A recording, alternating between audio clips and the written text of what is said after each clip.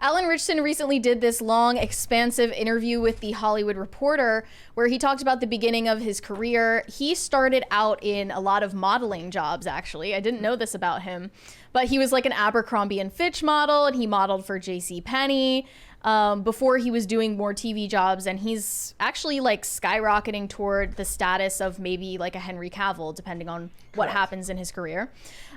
So it got kind of dark. He's doing a movie with Henry Cavill right now, The Ministry of Ungentlemanly Warfare. Yeah, exactly. Yeah. So this interview definitely veered towards some dark subject matter. He talked about how in the modeling industry, and I assume the entertainment industry as a whole, there is a pipeline for, you know, modeling to sex abuse, basically, very much trafficking. Kind of like what Arden Young was talking about when she was here with us. It's exactly the same thing, but think about it in a man's shoes who has the ability to physically defend himself. Correct. And he's not a small dude. And he's obviously huge. Like anybody who tried to take advantage of this dude has to be insane. So here's what he said. There are very few redeeming qualities to working in that industry. Let's be honest, it's like legalized sex trafficking. The industry is not regulated. It's a widely known secret that if you're hired on a job, you're basically being passed off to a photographer to be trafficked. The number of times and situations where I was put in horrific environments where SA was the goal and the paycheck that you were desperate for in order to survive was the carrot, I can't count on two hands. It was quite often. Is this the type of thing where, do you think the word trafficking actually applies here? Like, he didn't go into a lot of detail. He didn't go into a lot of detail, so it's unclear what exactly he meant by that. But he said that actually modeling for JCPenney catalogs was like his refuge from some of these more predatory people in that industry. He said nobody was trying to get you naked and oiled up in the back of a hotel room so they could SA you or threaten you that if you didn't do it, you wouldn't get a campaign. So he said it's even worse for women, obviously, given that they can't physically defend themselves against a man. You're always dancing around this terrible line of, how do I keep the job and not completely offend this photographer or this agent or whoever set this thing up? And how do I not get raped? I completely empathize with women who deal with dynamic power struggles with predatory people in the workplace. It's still unfair, but if I really had to, I could get myself out of whatever room I was in through a physical altercation. Most women don't have that option. Imagine how terrifying that must be. I asked if he ever found himself in such a situation. He said, yes. I was working a lot at the time and was one of the highest paid models at the agency. I was booked for a shoot for this very famous photographer. I was sent into a hotel room to do nudes with the promise that if I did the shoot, he would offer me a very lucrative campaign for a magazine and a clothing line. I was sexually assaulted by this guy. I left and drove straight to the agency that I was at in LA. I stormed in and said, F you for sending me there. You knew what was going to happen and you did it anyway. Does he have to worry about libel or anything? Because he chooses not to name. He's not naming who this photographer was or the agency or who it was that set up the shoot or anything like that. He said, there was a coy smile on the agent's face, knowing he got caught. It's okay, not a big deal, he said. Calm down. I won't send you back there. I know he's a little aggressive. I said, no, F you. I told him to never call me again. I quit the industry, and it was the last photo shoot I ever had. It's not like, it's not like this guy was aggressively taking photos. He was committing a crime. Well, the agent seems to be aware that this guy has a track record. Yeah. And you hear these stories a lot. Like yesterday, we were talking about Minnie Driver and how these producers on Hard Rain wanted her only to not wear a wetsuit so that her nipples would be visible in this scene. And every other actor on the set got to wear a wetsuit. And she said that, you know, she tried to kick up a fuss about it, but ultimately didn't win.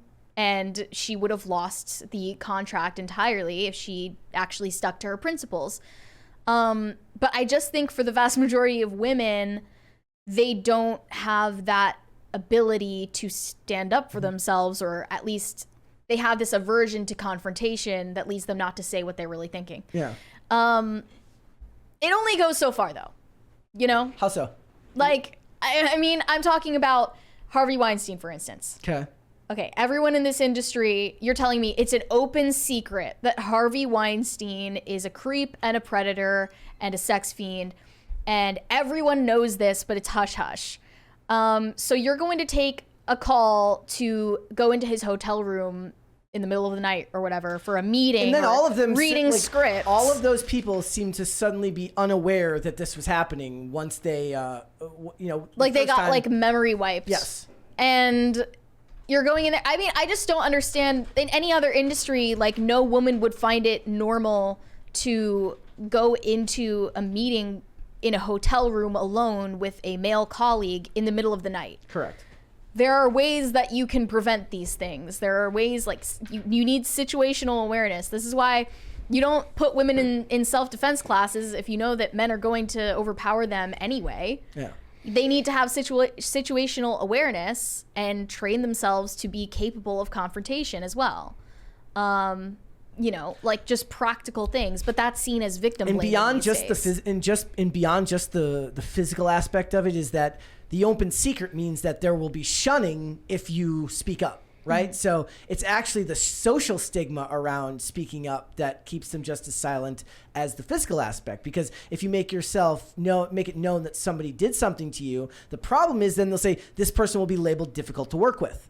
Mm-hmm. This person will not be somebody that they'll want to bring back. I don't know. I think sexual predators are probably pretty difficult to work with, though.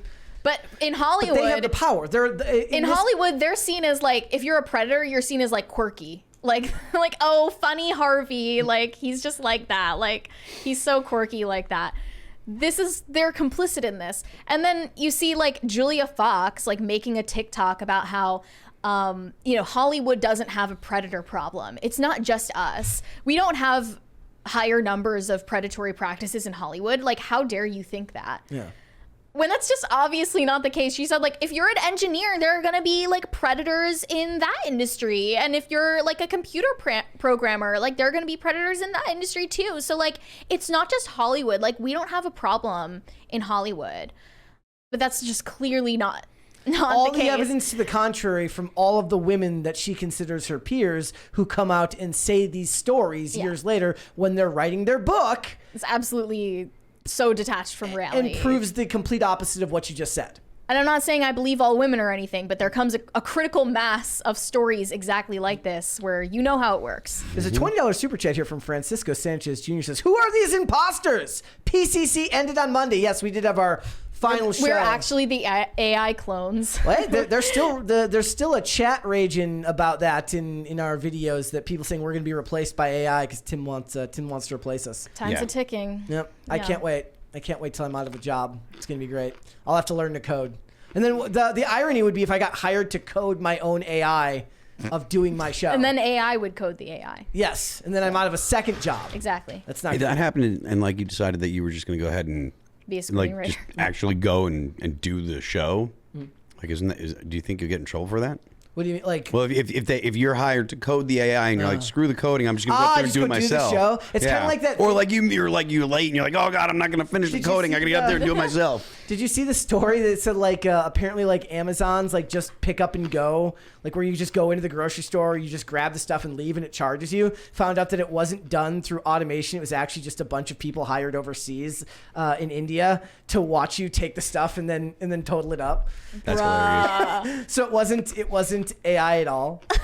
No, it wasn't a program at all. There was no facial recognition. It was just manpower from people who have lower minimum wages and no benefits. Great. Literally brute forcing it. Love living the West. That's so one day me and Mary will be back there furiously coding as our AIs do the show, working harder than we were working before.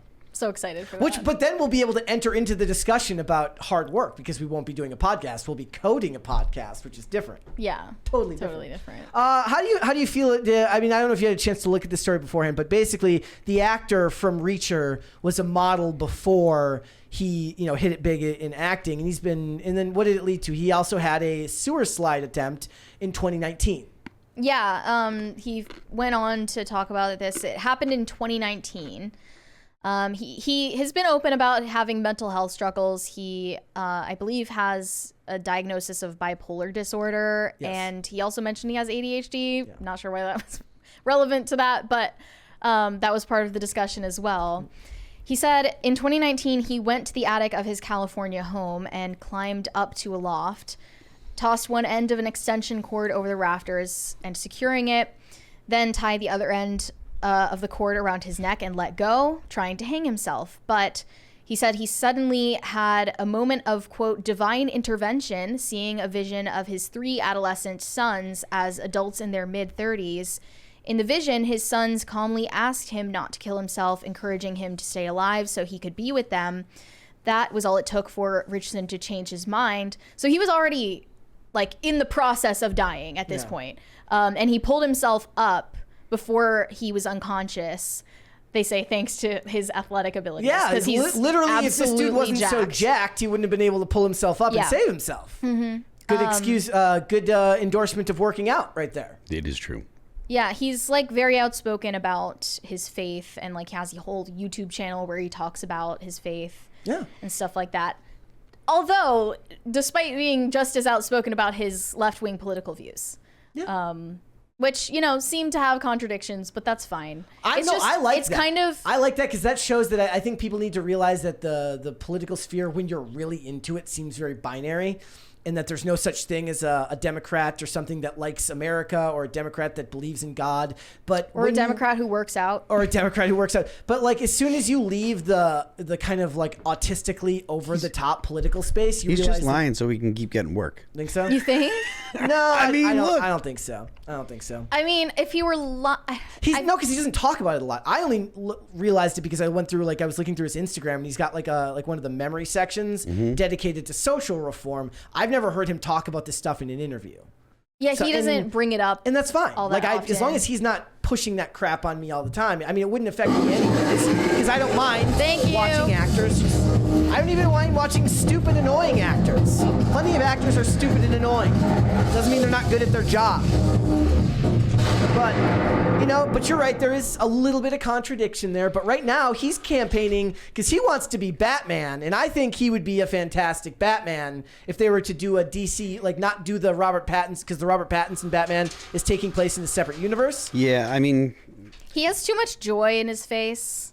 We don't need another Batman. He doesn't. I mean, he looks too jovial. In Reacher, he doesn't look like that. In Reacher, he's pretty stone-faced most of the time. That's the point of the character. I haven't watched Reacher, so I don't know. So I think he could be a fantastic Batman and Bruce Wayne. You should do it. Blue Mountain State mixed with Reacher, and you end up somewhere near Bruce Wayne and Batman. That's what they should do. Did you ever see Blue Mountain State? I've watched the first season. Okay. Yep. I honestly think that the quality of the Batman movie really depends on the writer and director more so than the actor. If you get a competent actor, most of them can pull off, not smiling the whole movie, But like, because you look at so when Michael Keaton was announced as Batman back in the 80s, I was a kid, but I was like people were like, Mr. Mom, and everyone was like that really surprised. They did the same thing with Heath Ledger when he got hired to play the Joker. Yeah, but the point is, he did a great job and he pulled it off because honestly, for an actor, I don't think that playing Batman or Bruce Wayne is particularly challenging because they're not super emotive characters. They're not like they have to go ahead and express themselves or whatever. It's a pretty stoic character. So just so long as you can handle that, you can play Batman. Yeah. So they have to be written right more than it matters what the actor is, I think. We'll have to wait and see where that goes, but it could be very, very interesting. And also, I do appreciate it when there's two ways I like it to go when they're campaigning or talking about these types of characters. Either one, an actor is like, yeah, I don't know anything about superheroes, but sure, I'll do the role, because they're not pretending to actually like it. Or they have to really, really like the character, like Ben Affleck really, really wanted to play Batman and campaigned hard to play Batman. I don't want somebody to be like, oh yeah, I've been doing this, I've been reading these my whole life, and they don't know anything about it. Don't fake it. Sorry to bring it back to the depressing stuff, but I feel like I've noticed there used to be this big push for suicide prevention campaigns, and all of that kind of shifted to mental health awareness instead.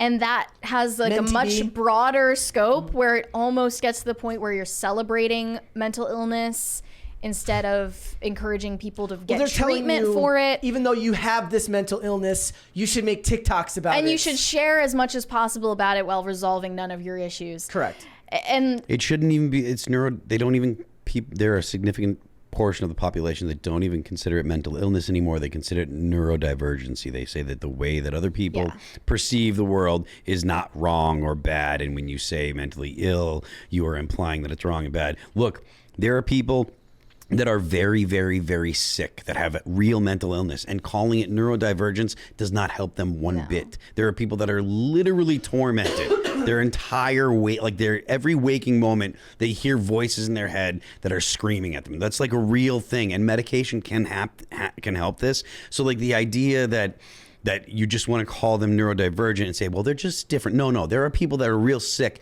And to say that they're not sick is actually the callous thing.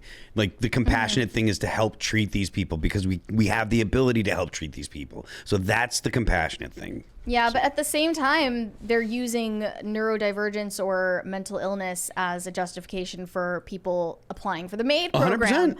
So there's really not even a suicide prevention movement anymore. It's actually starting to encourage people to go down that path, but in a bureaucratic way. I guess then Alan Ritchson is a good example of what can happen if you, I mean, I assume he attributes a lot of this to his faith, right? To the fact that, being diagnosed with borderline personality disorder, but he was married. He's been married for 20 years or something. He's got 3 kids. He had a family. He had a life, and he was still unwell.